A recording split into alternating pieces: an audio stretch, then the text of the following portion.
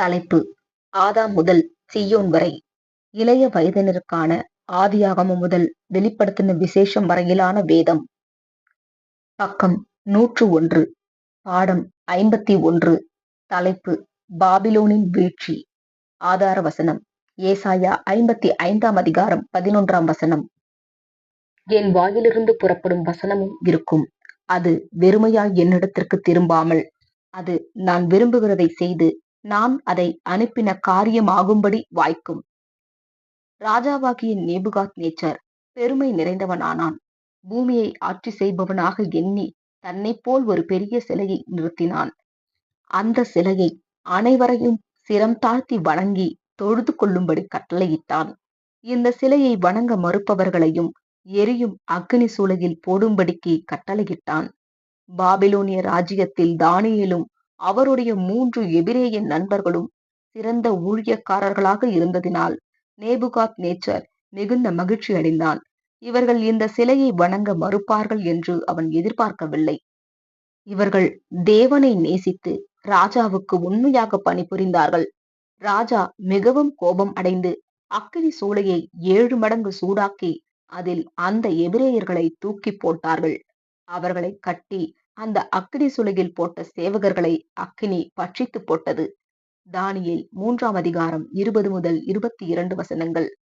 ஆனால் அக்கினியில் போடப்பட்டவர்களோடு மற்றொரு புருஷரும் அந்த அக்கினியில் உலாவிக் கொண்டு இருப்பதைக் கண்ட ராஜாவும் அங்கிருந்த மற்றவர்களும் கண்டு அதிர்ச்சியில் பிரமித்தார்கள். ஒருவர் தேவகுமாரனைப் போல் இருந்தார். ஒருவருக்கும் எந்த சேதமும் இல்லை. இவர்கள் வணங்கும் தேவன் வல்லமையுள்ளவர் என்று உணர்ந்து அனைவரையும் அந்த தேவனை வணங்க கட்டளையிட்டான். ஆனால் பாபிலோன் ராஜ்யத்தின் வல்லமையுள்ள ராஜாவாகவும் அவனுடைய விலைமதிப்பற்ற ஐஸ்வர்யத்தின் நிமித்தமும் நேபுகாத்நேச்சார் இன்னும் முழுமையாக பெருமையடைந்தான்.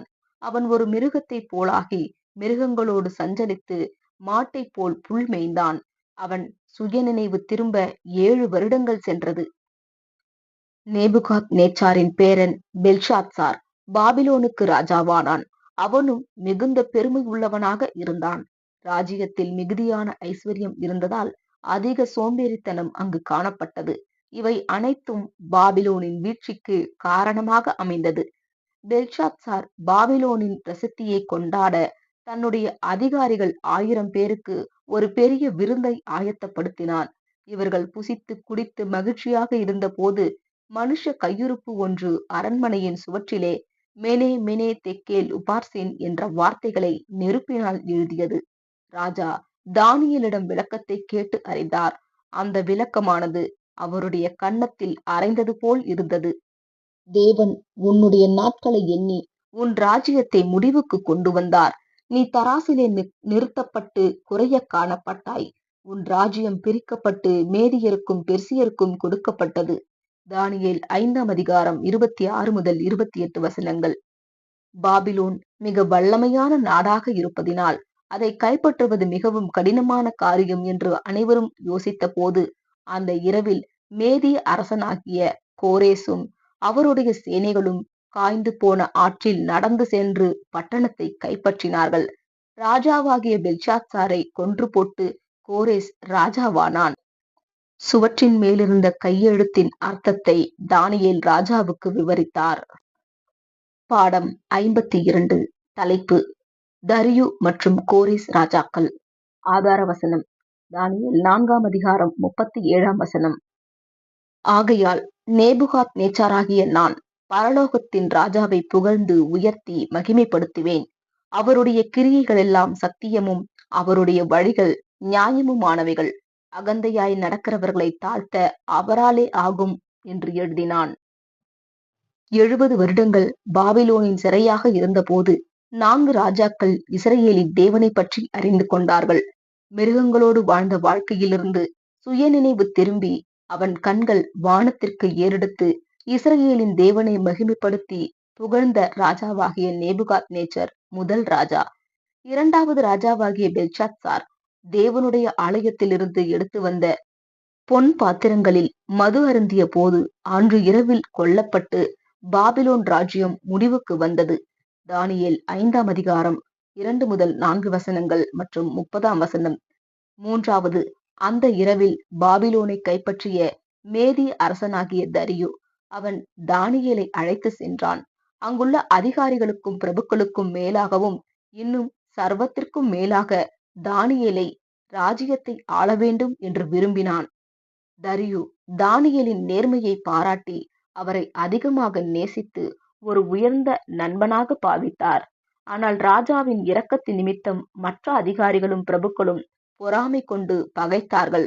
தங்களுக்கு இந்த இரக்கம் கிடைக்கவில்லை என்பதற்காக இவர்கள் இப்படி பகைக்காமல் பேரரசின் சொத்துக்களை களவாட முடியாதபடி தானியேலை அவைகளை கவனமாக விழித்திருந்ததால் பகைத்தார்கள். தானியேலின் மேல் குற்றம் சுமத்த முகாந்தரம் தேடியும் அவர்களால் ஒன்றும் கண்டுபிடிக்க முடியவில்லை. தானியேல் அதிகமான நேரங்கள் வேலையில் ஈடுபட்டிருந்தாலும் மீதியிருக்கும் நேரங்களில் தேவனை நோக்கி ஜெபித்தார். அமைதியாக இருந்த தன்னுடைய மேல் வீட்டில் பலகணிகளை திறந்து வைத்து ஒரு நாளைக்கு 3 முறை ஜெபித்தார். இதை குறித்து தானியேல் வெட்கப்படவில்லை. இவர் உண்மையாக தேவனை தொழுது கொள்ளுகிறார் என்பதை அனைவரும் உணர்ந்தார்கள். பசியுள்ள சிங்கங்களின் கெபியில் தானியேலை போட இதுவே போதுமான காரணமாக அமைந்தது. இதை பற்றிய விவரங்களும் தானியேலின் அனுபவங்களும் விடுதலையும் தானியேல் 6ஆம் அதிகாரத்தில் விவரமாக கொடுக்கப்பட்டுள்ளது. நாளானது தேவனால் உணர்த்தப்பட்டு இஸ்ரேல் ஜனங்களுக்கு விடுதலை கொடுத்து பாலஸ்தீனாவுக்கு திரும்பி அனுப்பின பெர்சிய ராஜாவாகிய கோரேஸ், இவர் தன்னுடைய பணத்தையும் கொடுத்து ஆலயத்திலிருந்து எடுக்கப்பட்ட பொன் பாத்திரங்களையும் மற்றவைகளையும் திருப்பிக் கொடுக்க கட்டளையிட்டார். கிட்டத்தட்ட 50,000 இஸ்ரேலர்கள் பாலஸ்தீனாவுக்கு திரும்பினார்கள். சிறைபிடிக்கப்பட்டவர்களின் எண்ணிக்கையை காட்டிலும் இவர்களின் எண்ணிக்கை குறைவாகவே இருந்தது. இந்த 50,000 பேர்கள் மட்டுமே தேவனுடைய கட்டளைகளை நினைவில் கொண்டு தங்களுக்கு வாக்களிக்கப்பட்ட தேசத்தில் வாழ விரும்பினார்கள். இவர்கள் பட்டணத்தை எடுத்து கட்டினார்கள். காலப்போக்கில் ஆலயத்தையும் கட்டினார்கள். தானியேலின் எதிரிகள் அவரை சிங்கங்களின் கெபியில் போட திட்டமிட்டார்கள். பாடம் 53. தலைப்பு: உலர்ந்த எலும்புகளின் பள்ளத்தாக்கு. ஆதார வசனம்: எசேக்கியேல் 37ஆம் அதிகாரம் 25ஆம் வசனம். என் தாசனாகிய யாக்கோப்புக்கு கொடுத்ததும் உங்கள் பிதாக்கள் குடியிருந்ததுமான தேசத்திலே குடியிருப்பார்கள். அவர்களும் அவர்கள் பிள்ளைகளும் அவர்களுடைய பிள்ளைகளின் பிள்ளைகளும் அதிலே என்றென்றைக்கும் குடியிருப்பார்கள். தானியேலைப் போல தேவனால் பயன்படுத்தப்பட்ட ஒரு ஆசாரியன் எசேக்கியேல். விசுவாசமுள்ள இஸ்ரவேலர்கள் வருங்காலத்தில் அவர்களின் ஜாதிகளின் நிலைமையை பற்றி அறிய வாஞ்சையாயிருந்தார்கள். தேர்ந்தெடுத்த ஜனங்களுக்காக தேவனுடைய திட்டம் என்ன? தானியேல் புறஜாதியாரின் அரண்மனையில் பணிபுரிந்து தன்னுடைய தேவனை பற்றி பாபிலோனியர்களுக்கு அறிவித்தார். ஆனால் எசேக்கியேல் தேவனுடைய திட்டங்களை அவருடைய ஜனங்களுக்கு அறிவித்து அவர்கள் மத்தியில் வாழ்ந்தார். இஸ்ரவேலின் மூப்பர்கள் தேவனுடைய சித்தத்தை அறிய எசேக்கியேலிடம் வந்தார்கள். தேவனுடைய தீர்க்கதரிசிகளுக்கு கீழ்ப்படிந்து சமாதானத்தோடு தங்களை நேபுகாத் நேச்சாருக்கு ஒப்பு கொடுத்து சிறையாக பாபிலோனுக்கு சென்றிருந்தாலும் அவர்கள் தாய் நாட்டுக்கு வர வேண்டும் என்று ஏங்கினார்கள். தேவன் எசேக்கியேலுக்கு ஒரு காட்சியை காண்பித்தார். அந்த காட்சியில் உலர்ந்த எலும்புகள் நிறைந்த ஒரு பள்ளத்தாக்கை கண்டார். இந்த எலும்புகள் பாபிலோனில் சிதறியிருந்த நம்பிக்கையற்ற இஸ்ரவேல் ஜனங்களை குறிக்கிறது என்று அறிந்திருந்தார். எசேக்கியேல் 37ஆம் அதிகாரம் 1 முதல் 6 வசனங்கள். அந்த தரிசனத்தில் எலும்புகளை சுற்றி நடந்த எசேக்கியேல் இவைகள் உயிரடையுமா என்று ஆச்சரியப்பட்டார். இஸ்ரவேல் ஜாதி மறுபடியும் கூட்டி சேர்க்கப்படுமா?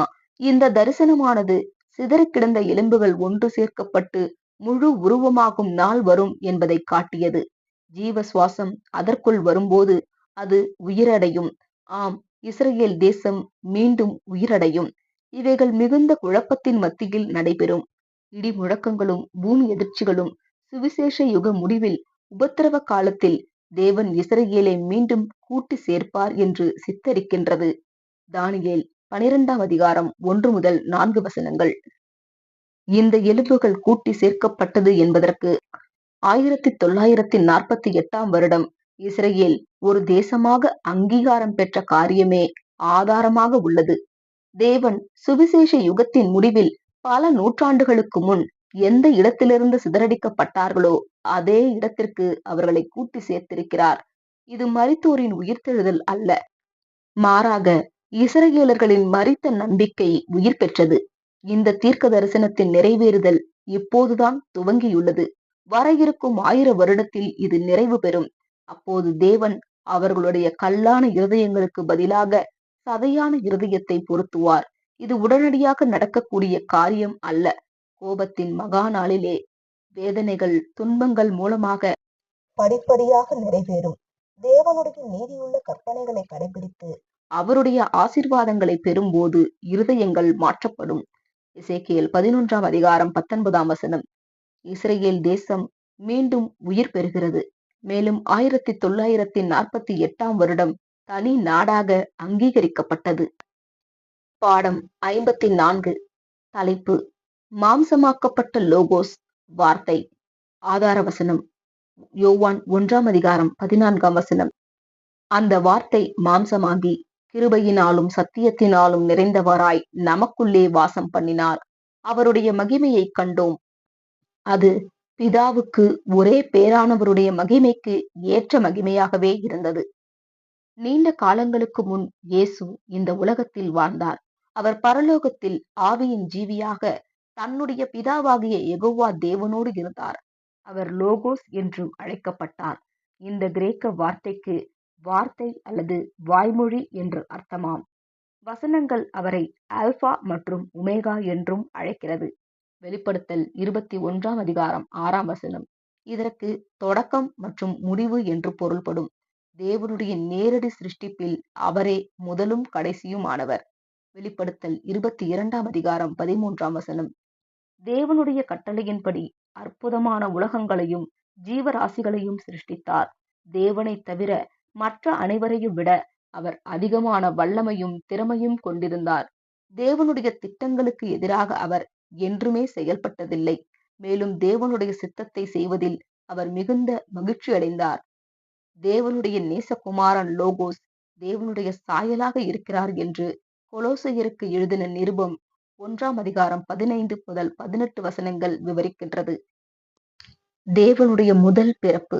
இந்த பரலோகத்தில் உள்ளவைகளையும் பூமியில் உள்ளவைகளையும் சிருஷ்டித்தவர்.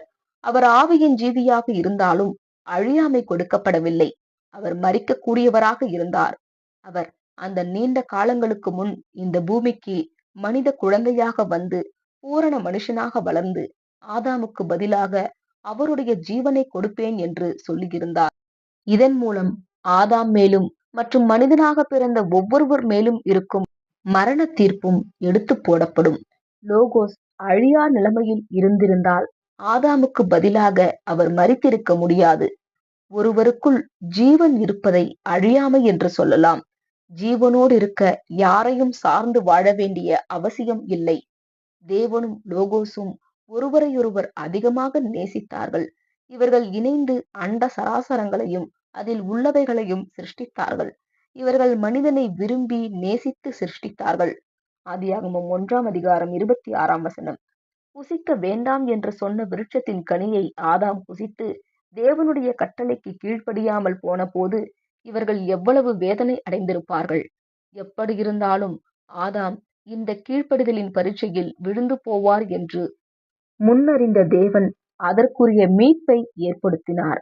லோகோஸ் மனுக்குலத்தை மிகவும் நேசித்ததால் அவர் பரலோகத்தில் தன்னுடைய மகிமையையும் கனத்தையும் தன்னுடைய பிதாவோடு வைத்திருந்த நெருக்கமான உறவையும் விட்டு கொடுக்க மனப்பூர்வமாக சம்மதித்து தன்னையே தாழ்த்தி தூதர்களை விட சற்று குறைவான நிலைமையை எடுத்துக்கொண்டார்.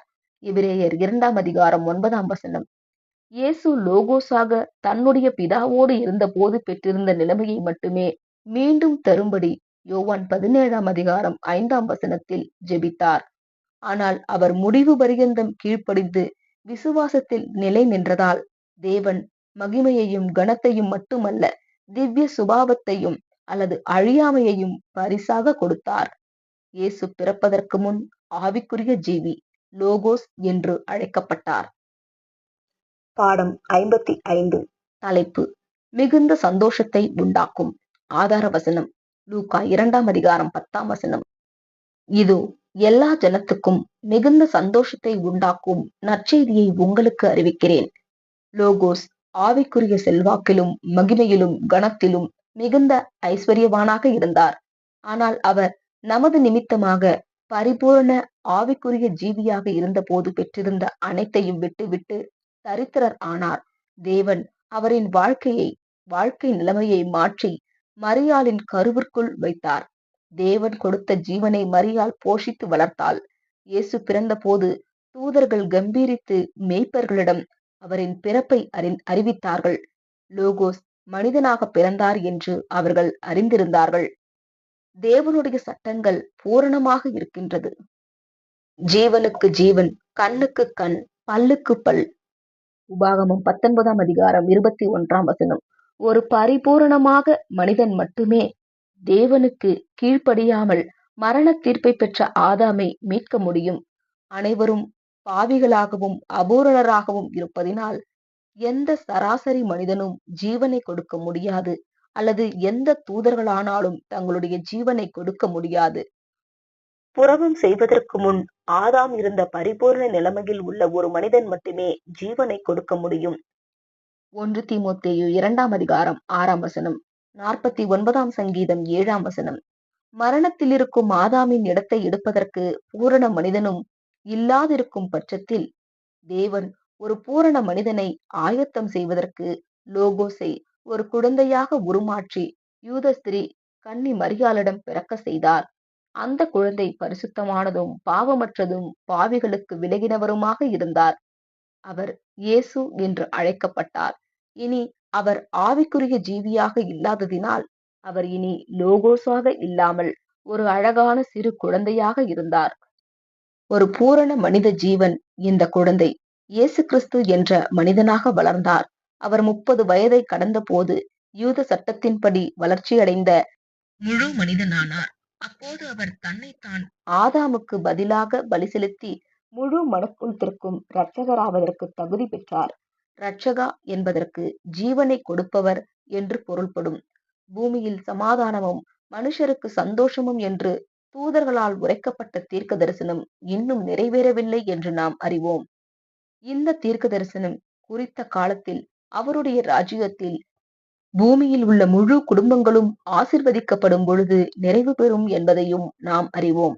இப்படியாக தூதர்களால் அநேக நாட்களுக்கு முன்பு அறிவிக்கப்பட்ட இந்த நற்செய்தியானது உண்மையில் குறித்த காலத்தில் முழு மனுமக்களுக்கும் ஒரு நற்செய்தியாக இருக்கும். தேவன் இந்த பூமிக்குரிய படைப்புகளின் மேல் வைத்த மிகுந்த அன்பினால் அவர் எவ்வளவு அற்புதமான ஆசீர்வாதங்களை மனுக்குலத்திற்காக குவித்து வைத்திருக்கிறார். இயேசுவின் பிறப்பை தூதர்கள் மேய்ப்பர்களிடம் அறிவித்தார்கள். பாடம் 56. தலைப்பு: முன்னோடியான யோவான். ஆதார வசனம்: மத்தேயு 3ஆம் அதிகாரம் 3ஆம் வசனம். கர்த்தருக்கு வழியை ஆயத்தப்படுத்துங்கள், அவருக்கு பாதைகளை செவ்வை பண்ணுங்கள் என்று வனாந்தரத்திலே கூப்பிடுகிறவனுடைய சத்தம் உண்டென்று ஏசாயா தீர்க்கதரிசியினால் சொல்லப்பட்டவன் இவனே. உலகத்திலேயே மிக அற்புதமான ஒரு குழந்தையாக இயேசு கன்னி மரியாளிடம் பிறந்தார். இவர் பிறப்பதற்கு 6 மாதத்திற்கு முன் மரியாளின் ஒன்றுவிட்ட சகோதரியான எலிசபெத்தும் யோவான் என்ற குழந்தையை பெற்றெடுத்தாள். அவரும் தேவனால் பயன்படுத்தப்பட்டார். அவர் பின்வரும் நாட்களில் யோவான் ஸ்நானகன் என்று அழைக்கப்பட்டார். தேவனுடைய பெரிதான இரக்கத்தினால் யோவான் பிறந்தார். இதை குறித்து லூக்கா 1ஆம் அதிகாரம் 5 முதல் 25 வசனங்களில் விவரிக்கிறார். மேசியாவின் வருகையை குறித்து இந்த யோவான் ஜனங்களுக்கு முன்னறிவித்தார். யோவான் வளர்ந்து ஆவியில் பலப்பட்டார் என்று லூக்கா 1ஆம் அதிகாரம் 80ஆம் வசனம் குறிப்பிடுகின்றது. இஸ்ரேல் தேசத்தில் ஊழியம் செய்ய உதவும்படியான ஒரு எளிமையான வாழ்க்கையாக அவர் வனாந்தரத்தில் வாழ்ந்தார். இந்த வாழ்க்கையானது அவருக்குள் அதிகமான தைரியத்தையும் வல்லமையையும் ஏற்படுத்தியது. யோவான் யூத யுகத்தின் கடைசி தீர்க்கதரிசியாவார். சபை வகுப்பாரின் வளர்ச்சிக்கு ஏதுவாக இயேசு சுவிசேஷ யுகம் என்று அழைக்கப்படும் புதிய யுகத்தை தொடங்கி வைத்தார். தேவன் இஸ்ரவேலை விடுவிக்க ஒருவரை அனுப்புவார் என்ற தேவனுடைய வாக்குறுதியை யோவான் விசுவாசித்தார். மேசியாவின் வருகையில் பாவிகள் ஆசிரை பெற இயலாது என்று யோவான் உணர்ந்து, மனம் திரும்புங்கள், பரலோக ராஜ்யம் சமீபமாய் இருக்கிறது என்று ஜனங்களுக்கு போதித்தார். இதை கேட்ட சிலர் சட்டத்திற்கு எதிராக பாவம் செய்ததை நினைத்து மனம் வருந்திய பொழுது யோவான் அவர்களுக்கு ஞானஸ்தானம் கொடுத்தார். ஞானஸ்நானம் அவர்களின் பாவங்களை கழுவுவதை சித்தரிக்கிறது. புறஜாதிகள் மோசேயின் நியாயப்பிரமாணத்திற்கு கீழ் இல்லை. ஆகவே அவர்கள் அதற்கு விரோதமாக பாவம் செய்ததினால் யோவான் ஸ்நானகன் அவர்களை குறித்து கவலைப்படவில்லை. நியாயப்பிரமாணத்தை எவ்வகையிலும் கடைபிடிக்க வேண்டும் என்று முயற்சி செய்யும் விசுவாசமுள்ள யூதர்களுக்கு யோவான் ஞானஸ்நானம் கொடுக்கவில்லை. மாறாக எதற்கும் கவலைப்படாமல் சட்டத்திற்கு விரோதமாக தொடர்ந்து பாவம் செய்தவர்களுக்கு அவர் ஞானஸ்நானம் கொடுத்தார். யோவான் கொடுத்த ஞானஸ்நானம் கிறிஸ்தவர்களுக்கு அல்ல. இதன் நோக்கம் முற்றிலும் வேறுபட்டது. கிறிஸ்தவ ஞானஸ்நானம் பாவங்களை கழுவுவது மட்டும் நோக்கமல்ல, மேலும் தேவனிடத்தில் ஒரு புதிய வாழ்க்கை முறையை அர்ப்பணிக்கப்படுகிறது. இஸ்ரவேல் ஜாதி எகிப்தை விட்டு மோசேயை பின்பற்றின காரியம் சுவிசேஷ யுகத்தில் ஞானஸ்நானத்தை சித்தரிக்கிறது.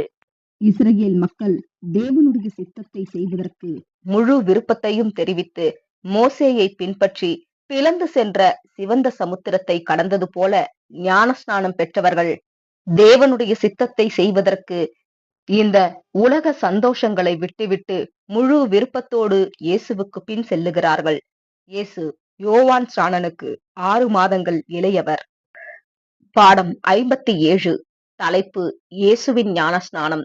ஆதார வசனம் எபிரேயர் 10ஆம் அதிகாரம் 7ஆம் வசனம். தேவனே, உம்முடைய சித்தத்தின்படி செய்ய இதோ வருகிறேன்.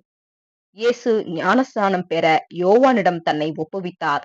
இயேசு பூரண மனிதர் என்றும் பாவம் செய்யாததினால் அவர் மனம் வருந்த வேண்டியதில்லை என்றும் அறிந்த யோவான் இயேசுவை கண்டு ஆச்சரியப்பட்டார். ஆனால் இயேசு இப்பொழுது இடங்கொடு என்றார். இயேசுவின் ஞானஸ்நானம் புதிதும் விசேஷமுமான அர்த்தமுடையதாக இருந்தது.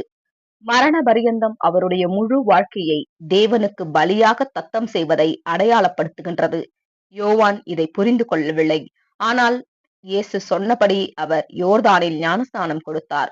சுற்றி இருந்தவர்களை பார்த்து, இதோ உலகத்தின் பாவத்தை சுமந்து தீர்க்கிற தேவ ஆட்டுக்குட்டி என்றார்.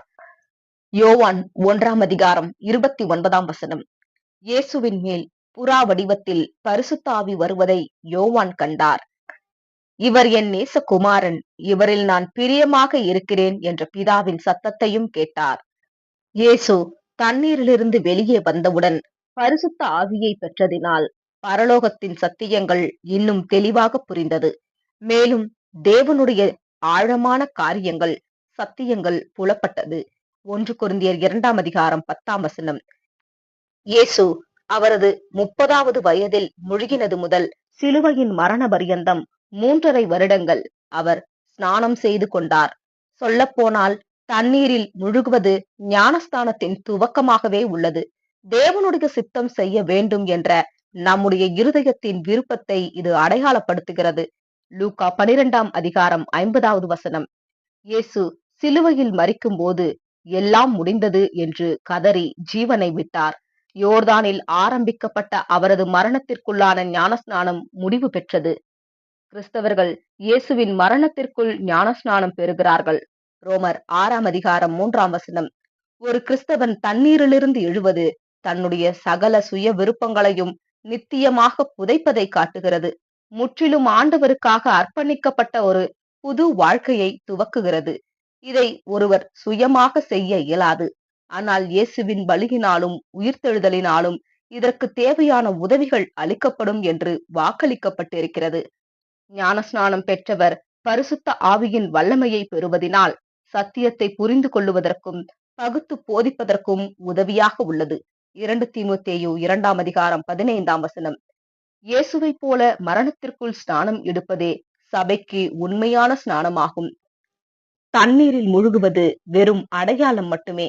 மனவிருப்பத்தோடு உண்மையாக கற்றுக்கொள்ளும் மனதோடு மீதி இருக்கும் தங்களுடைய வாழ்நாட்களில் இயேசுவின் அடிச்சுவடுகளை பின்பற்றுவார்கள்.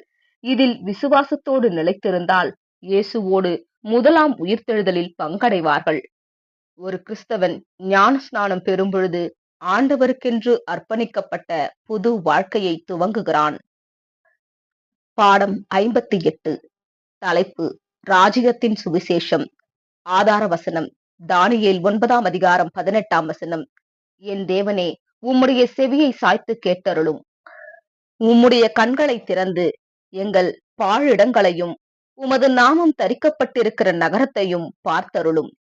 தேவனால் தெரிந்து கொள்ளப்பட்ட ஜனங்கள் ஏறக்குறைய 16 நூற்றாண்டுகளாக மோசேயை காட்டிலும் பெரிய இரட்சகர் வருவார் என்று எதிர்பார்த்து ஜெபித்து வந்தார்கள்.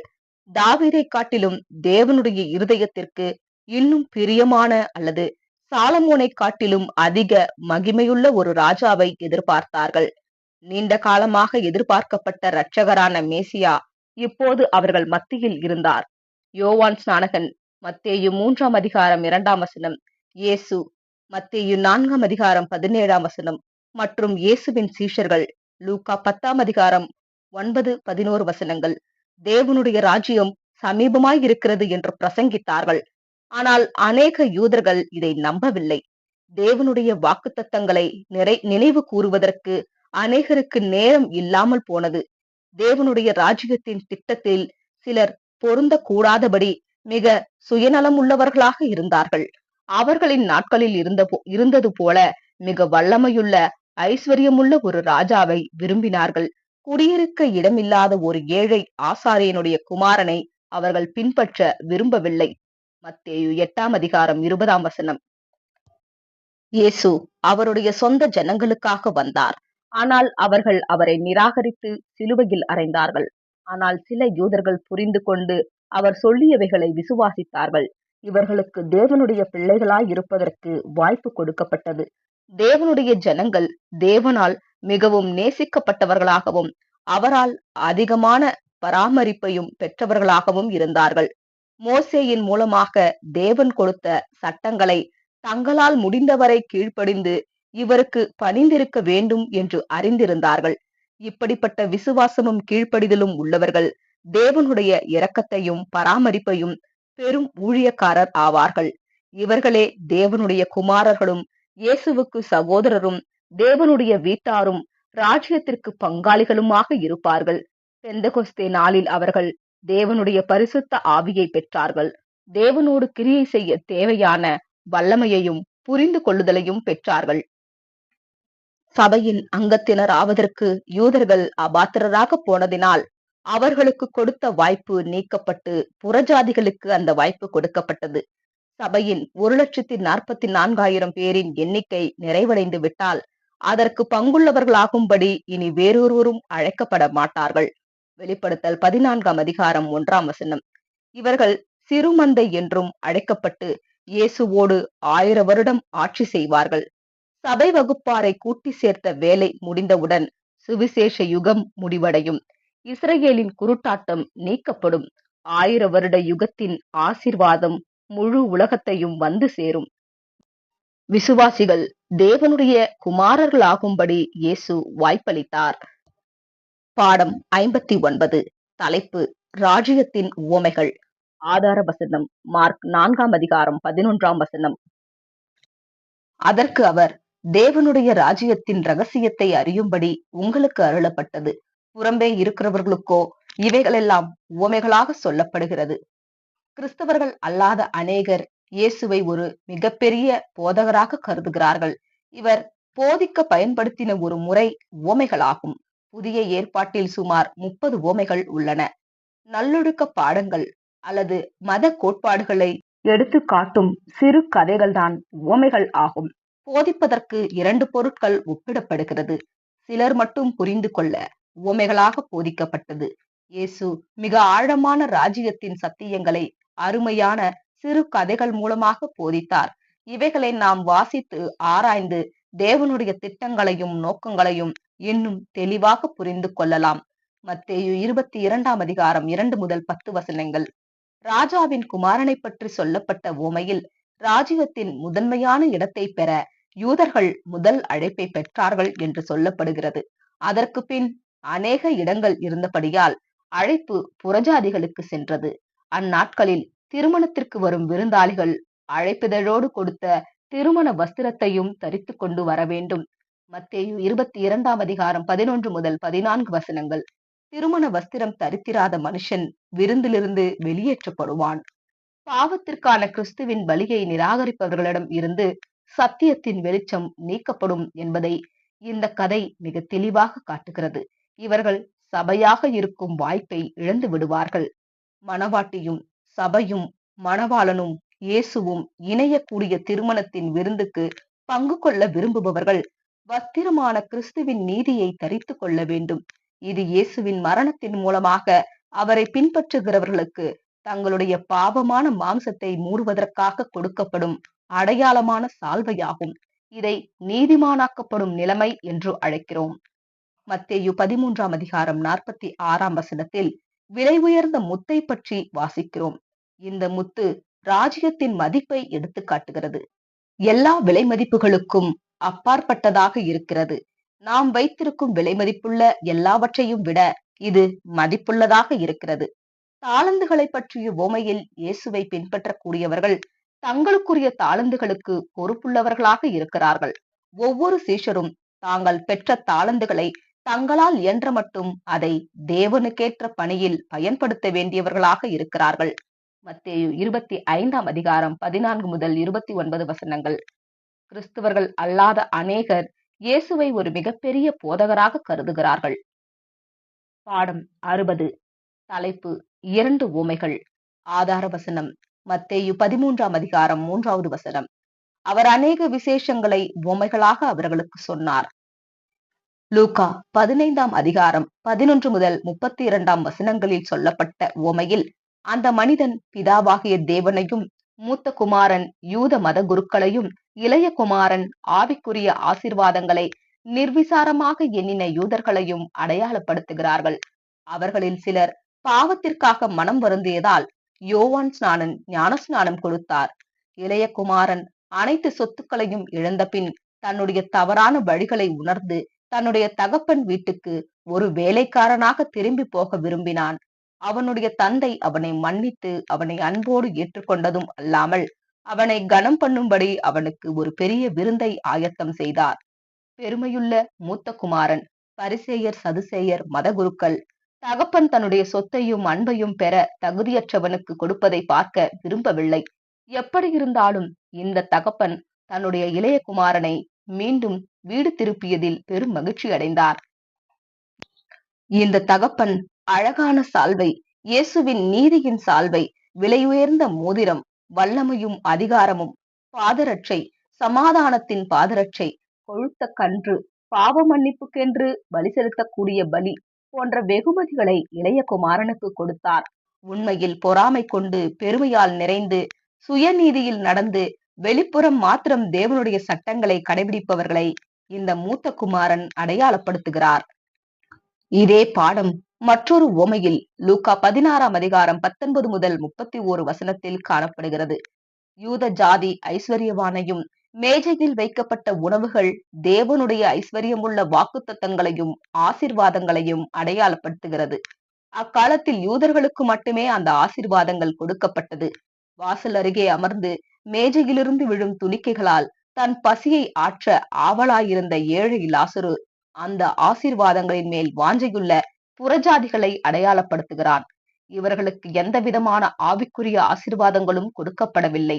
ஆனால் ஐஸ்வர்யவான் மரித்த பின் தேவனுடைய கிருபை யூதர்களோடு மட்டும் இராததினால் சகல ஆசீர்வாதங்களும் புறஜாதிகளுக்கும் வந்து சேர்ந்தது. சபை வகுப்பாரின் உறுப்பினர்களாகுவதற்கு புறஜாதிகளுக்கு அழைப்பு கொடுக்கப்பட்டது. புறஜாதிகளுக்கு பாதகமாக இருந்த அந்த யுகத்தின் முடிவை லாசருவின் மரணம் அடையாளப்படுத்துகிறது. இந்த உவமையிலும் மற்ற உவமைகளிலும் இன்னும் அநேக பாடங்கள் மறைந்திருக்கிறது. இயேசு தம்முடைய சீஷர்களுக்கு பாடங்கள் கற்பிப்பதற்கு சொல்லப்பட்ட கதைகள் என்பதை நாம் நினைவில் கொள்ள வேண்டும். இந்த கெட்ட குமாரன் இஸ்ரேலில் உள்ள பாவிகளையும் பொதுமக்களையும் அடையாளப்படுத்துகிறார்கள்.